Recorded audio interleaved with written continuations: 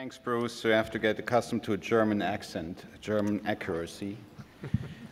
So methotrexate indication or approaches, and I can make it very short. If you look at the European guidelines, it says, but at present, methotrexate is generally reserved for treatment of active or relapsing Crohn's disease in those refractory to or intolerant of thiopurines or anti-TNF agents. So it's second or third line therapy in Crohn's disease. And if you look at ulcerative colitis, a recent Cochran meta-analysis, at present, there's no evidence supporting the use of methotrexate for induction or maintenance of remission in active ulcerative colitis. Thank you very much. That was my talk. So if you look at the prescriptions for IBD medication in the US between 1997 and 2009 in a large database of 108,000 patients, and just look at the number of prescriptions, you see that 6-MP and azathioprine is far up there and pretty stable. It went a little bit up after 2001. The anti-TNF exploded after 1999 and still going up. I don't know what the drop means in 2009. Then there are some prescriptions for cyclosporin and tacrolimus, very low, and the methotrexate essentially is on the zero line. It's not prescribed. So we have a non-existent prescription use in USA for methotrexate. And what are the reasons? Is there lacking efficacy? Is there too much toxicity? Is this patient preference, or is this missing data? And my outline is now I want to show you the data for use of methotrexate in Crohn's disease. I want to give you a sneak preview about use of methotrexate in ulcerative colitis. There are two large studies, and I will show you preliminary results. And talk to you about safety and toxicity of methotrexate. And at the end, because nobody prescribes it, I will show a practical approach. So if you look at the Cochran analysis and compare this to azathioprine, you see on the from my side, on the left side, you see the number of trials. Azathioprine 6-MP for induction, 13 trials, methotrexate 1. Azathioprine 6-MP maintenance, 8 trials, methotrexate 1.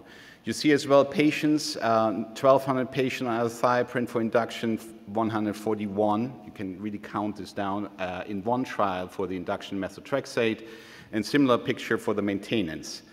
In azathioprine 6-MP, if you looked at the Cochran analysis of 2014, there was no difference to placebo in response and remission rates, but there was a significant steroid-sparing effect. And as Marley nicely pointed out, I think it clearly works in Crohn's disease if you prescribe it right. The number needed to treat for methotrexate is 5. If you look at the maintenance, the number needed to treat for azathioprine 6-MP is 6, and 4 is around 5 again. And for maintenance in methotrexate, it's about 4. So they are pretty similar. There's no reason why we should not more often prescribe methotrexate, given the Cochran analysis. Was there ever a head-to-head comparison, methotrexate and azathioprine? One small study in Italy, 54 patients, steroid-dependent active Crohn's disease, were randomized to either methotrexate IV for the first 3 months. We don't do this normally anymore, IV. And then oral for another 3 months versus azathioprine, 2 milligrams per kilogram body weight for 6 months. And you see that it's a small trial, it's probably underpowered, but there seemed to be no significant difference after 3 and 6 months for both methotrexate and azathioprine. So we talked about already the suppression of antibody development to infliximab and trough levels with azathioprine. These are the data for COMMIT, a study which investigated the combination of methotrexate and infliximab or infliximab monotherapy. If you look on the left, the detectable infliximab levels after 1 year were 20% in the combination group versus 14% in the monotherapy group. This was not significant, but clearly a trend. The trough levels were as well higher in the combination group, and there were significant less antibody formation in the combination group versus the monotherapy group.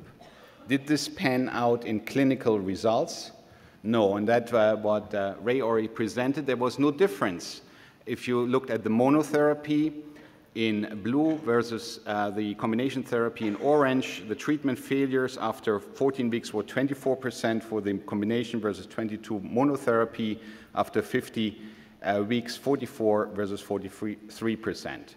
So does this mean we shouldn't use this combination? We should always go sonic. We should always use azathioprine because there clearly is a difference after 1 year.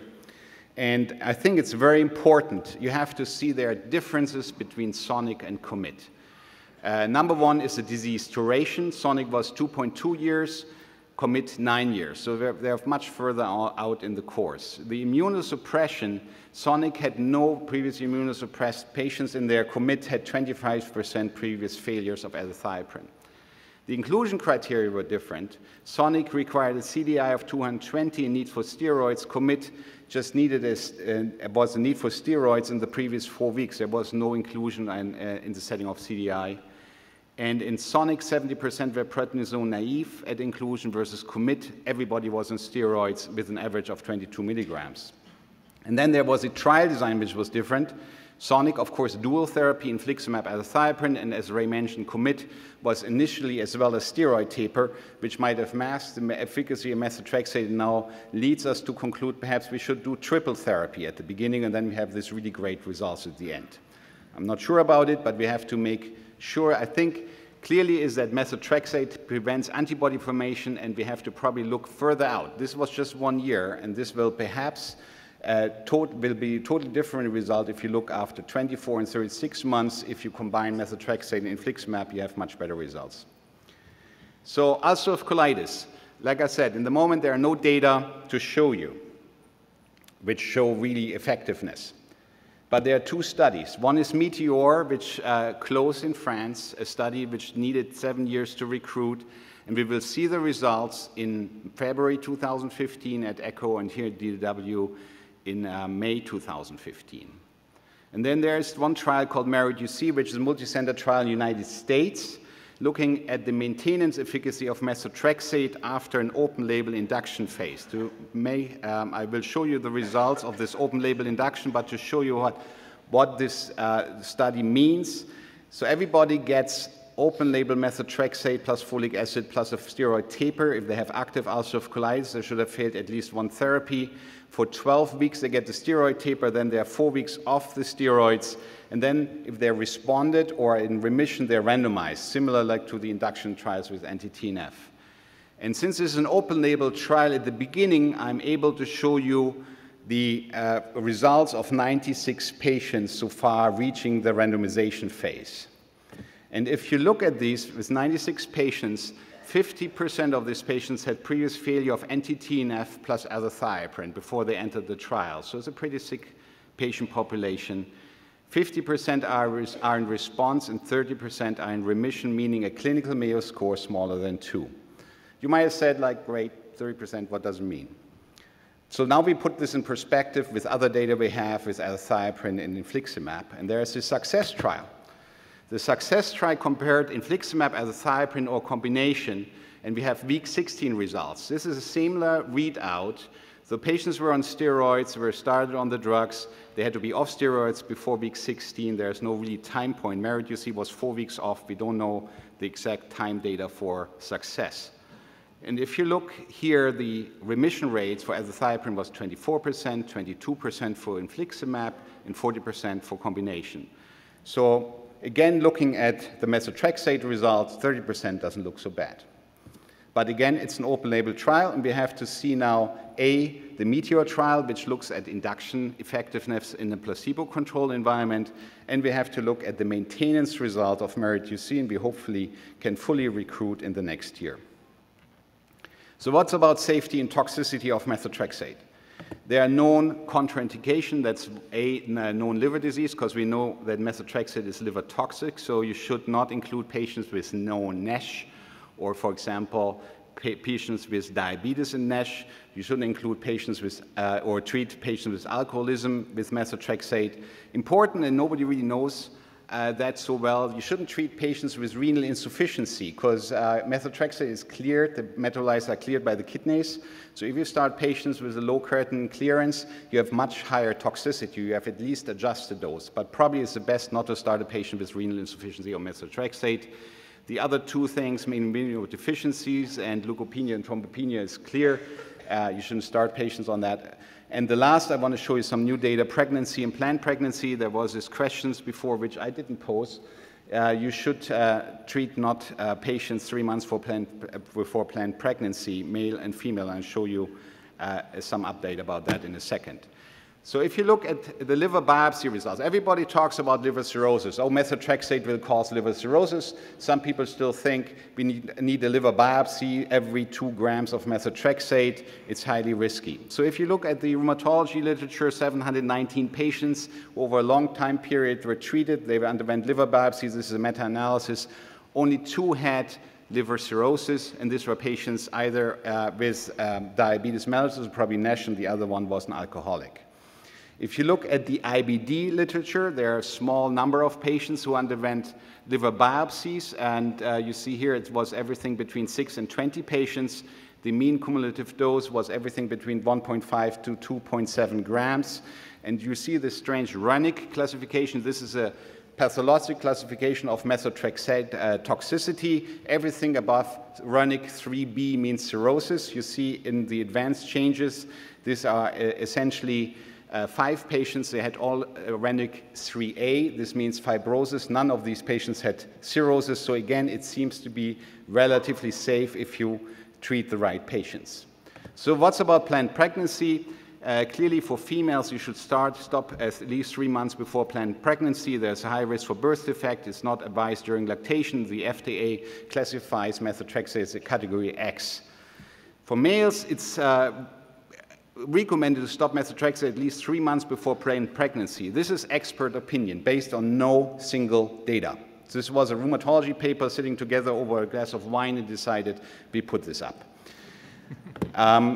There is some newer data now out of Germany looking at 113 low-dose methotrexate-exposed male who had rheumatoid arthritis or other rheumatologic conditions and compared this with 412 non-exposed males, and there was no difference as a major birth defect, spontaneous abortion, gestational age at delivery, or birth weight. This is not that I want to advocate that is safe, because we have this general recommendation as expert opinion, but I think it's probably we have to rethink this recommendation for the male patients. It's probably safe. You can probably continue throughout planned pregnancy in males. So at the end, because nobody prescribes it, how will you start a therapy with methotrexate? You assess first for clinical risk factors, and that's obesity. Nobody above a BMI of 35 should probably be treated because you have a high risk of NASH. The same is for diabetes mellitus. You should evaluate the patient if he's really, if there are no other alternatives, because often they have already NASH diabetes patients. And of course, patients with an increased alcohol intake should not be treated with methotrexate. You should check the CBC and the LFTs, but you should as well check the creatinine, like I mentioned the kidney insufficiency. It's not good if you have a decreased creatinine clearance because you will experience higher toxicities of methotrexate. Another point which is often not known, it's the metabolites, and methotrexate is transported with albumin. If you have a low albumin, below 3 grams per liter, you have higher toxicity. So I would not recommend to start a patient with Crohn's disease and albumin of 2.5 on methotrexate. I would first somehow get the albumin up, perhaps starting first with steroids, get the whole inflammation better, and then starting methotrexate, because otherwise you will see unexpected toxicities. You can consider a chest X-ray mainly in older patients to rule out interstitial lung disease before you start, because there are some undiscovered interstitial lung disease, and that's one of the really rare side effects. 0.4% of the patients treated with methotrexate develop pneumonitis. So at least you have a baseline X-ray show that the lung looked fine at the beginning. And you can consider the usual test, hepatitis B, C, because of the liver cirrhosis risk, HIV, pregnancy test, the lipid profile with the NASH, and the blood fasting glucose for the diabetes. You should induce with 25 milligram methotrexate subcutaneously plus folic acid, which has been shown in several trials to decrease the GI side effects, which can be nausea, diarrhea, as well as the hepatotoxicity. So I normally do it 1 milligram folic acid per day. You can as well do 5 milligram once a week. There was no difference in the meta-analysis, but you have to add folic acid. Methotrexate needs about 6 to 8 weeks to work, so it's not a good induction agent. It can get you off the steroids, but you need steroids to induce it, or you use infliximab or an anti-TNF agent. So it's like a methotrexate monotherapy for a very active patient is probably not the right solution. Once you have the patient in remission, you can maintain him on 25 milligram methotrexate. The recent trials by Brian Fagan showed that this is safe. Originally, we decreased after induction to 15 milligrams, but many of these patients on 15 milligrams with Crohn's disease relapsed and could be brought back into remission on 25 milligrams. That's why I think it's probably more advisable, as long as we can't measure trough level, there's nothing, no good test available, we should keep the patient rather on the higher dose and reduce it to 15 milligrams. But you can consider that. And then if the patient flares up, you go back up the higher dose. Important is the nausea. About 1 in 5 patients develop nausea on methotrexate, and you should early recognize it and start the patient on ondansetron 4 to 8 milligrams before the injection and on the day after the injection. Once the patient has this nausea trigger, it's like a Pavlov reflex. I have patients looking at the methotrexate bottle and they get nauseous. So important to start this early. You can as well argue, let's start it right away. It won't hurt you. It's not so expensive. How you monitor methotrexate therapy. You should always check CBC LFTs, the creatinine because of the kidney insufficiency, the albumin because of the toxicity at week 2, 4, and 8, and later on every 8 to 12 weeks. You don't need to plant liver biopsies because, like I told you, the risk of cirrhosis is generally very low. Only if you have a patient you start anyway who has NASH or is alcohol dependent, then you can consider the liver biopsies, but it's generally not recommended anymore. So in conclusion, methotrexate is underused or ignored currently in the US at least, but is a viable therapeutic alternative in Crohn's disease with similar efficacy as azathioprine and 6-MP and clearly similar efficacy to prevent antibody formation in the treatment with biologics. METEOR and MERIT-UC will clarify if methotrexate is effective in ulcerative colitis, and we hear this METEOR, like I said, in 2015. We will see the first result. And methotrexate overall seems to be not unsafer if you look at all the side effects compared to other immunosuppressive agents, especially if you compare it to azathioprine. And here's the outlook for 2015-16 methotrexate. The other bunch is already there, and I think we have probably soon a new therapy for ulcerative colitis as methotrexate, looking at the right side below there in the picture. Thank you.